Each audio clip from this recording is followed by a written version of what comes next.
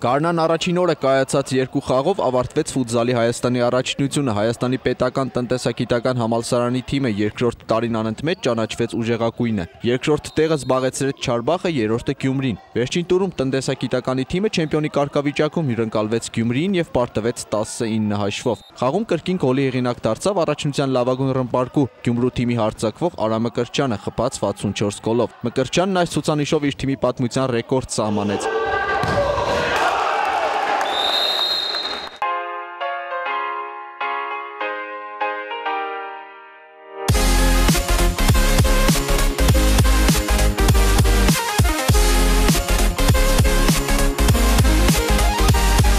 Գյումրեցի գոլահարը 2013 թվականին է մեծ ֆուտբոլից տեղափոխվել ֆուտզալ։ Հանդես է եկել Գյումրու Շիրակում Հայաստանի առաջնության չեմպիոն ու գավաթակիր։ Կարճ ժամանակում կարողացավ ամրապնդվել ֆուտզալի Գյումրու թիմում, արժանանալով նաև ֆուտզալի Հայաստանի հավաքականի մարզիչների ուշադրությանը։ 10 տարի խաղացի Գյումրիի Շիրակի կազմում, իմ կամքով որոշեցի, որ տեղափոխվեմ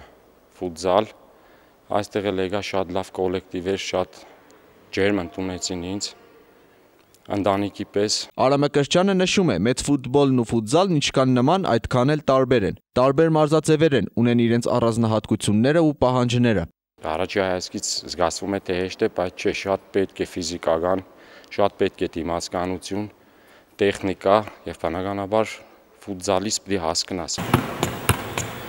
Ի տարբերություն մեծ ֆուտբոլի, ֆուտզալում հանդիպումները անհամեմատ գոլառատ են ստացվում։ Հեշտ է թե դժվար գոլ խփելը։ Ավելի հեշտ է, բնականաբար վերջի տեղ գտնվող թիմերին էր հեշտ գրավել, Ալավերդու թիմին էր հեշտ գրավել, Արտիգի թիմին էր հեշտ գրավել, մնացած բոլոր խաղերում շատ դժվար էր գոլ խփելը։ Ֆուտզալիստը խոսեց նաև գալիք մրցաշրջանից սպասելիքների մասին։ Ըստ նրա, Գյումրին բոլոր հնարավորություններն ունի պայքարելու չեմպիոնության համար։ Հապետ Հարությունյան, Խան Հովհաննիսյան, այսօր։